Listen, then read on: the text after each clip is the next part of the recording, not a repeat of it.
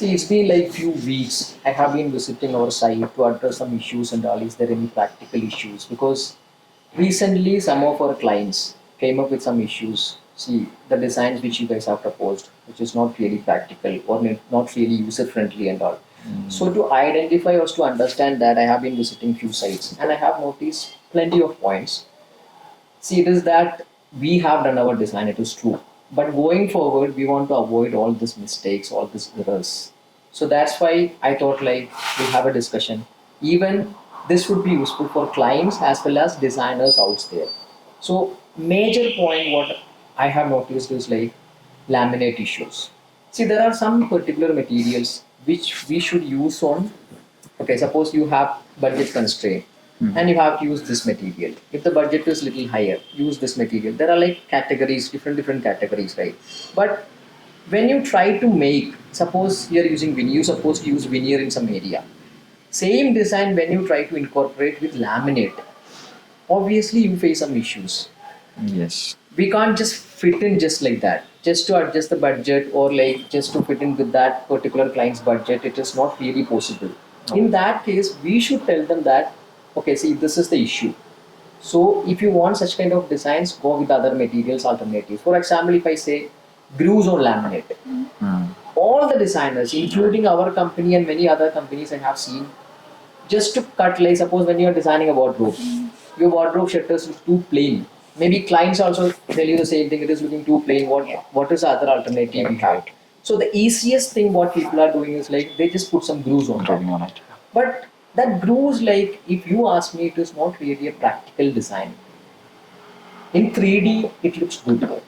But what is the challenges you face when you put like more grooves on the laminates? Even you guys are visiting sites, right? You Yes. might have noticed some issues. Like not only one issue, there are like plenty of issues when you do like that. So if I ask you like what exactly you have noticed when you visit the site? I have a lot. I mean, I've seen this a lot of times. So the thing is, I've seen designs. I mean, 3D visualizations where the designs are with grooves on laminate, and then it looks really good. So recently, also, I mean, site visits were done, and then the problem is that the shutters are not at all finished. I mean, you see from a distance it looks okay, but then when you go closer, gets closer, you can see that things are gets chipped. It's already chipped off. The grooves, a lot of places the grooves will be chipped off, and then finishing is not yet done. I mean, I've seen, the designs. Our clients are unhappy. Okay, seeing this, they'll be like, you should not have suggested this design in the initial phase. So I think grooving is a really bad idea when it comes to laminate shutters. Yes. End of the day, it comes to the point that laminate is a rigid material. It cannot bend Right. or it cannot like be that flexible. So in that case, we will have to finish that shutter with a different material like paint or like for wooden for polish or something like that. When we go for secondary material, the match between the two materials is also an issue, and then the labor time is also taking long to complete those shutters. So yeah, so doing that like two material combination comes to the phase then. That's a bad idea. Even same thing, like even I have noticed the grooves and all, as you said, from afar, Yes. from a distance it looks really good. Yes. But when you go close, you can see like that chipping on the laminates. Problems, yes. And moreover, the grooves, no, we have to paint it. We have to finish with paint. Correct. So how much ever you try with the masking tape or whatever, if the painter is really professional also, that paint spreads actually. Spreads onto And if you take a photo and zoom, you can really identify that, which looks really dirty.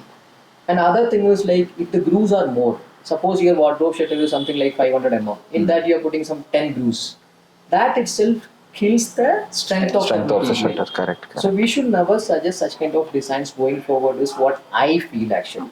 Right. Though we have done for like many projects, maybe some ongoing projects also will be there, but we should try to avoid that. Now if clients or if you feel this is looking too plain, I need something to be added there. In that case, you should suggest clients like, with laminate I have this limitation. Suppose you want some grooves or some designs like that.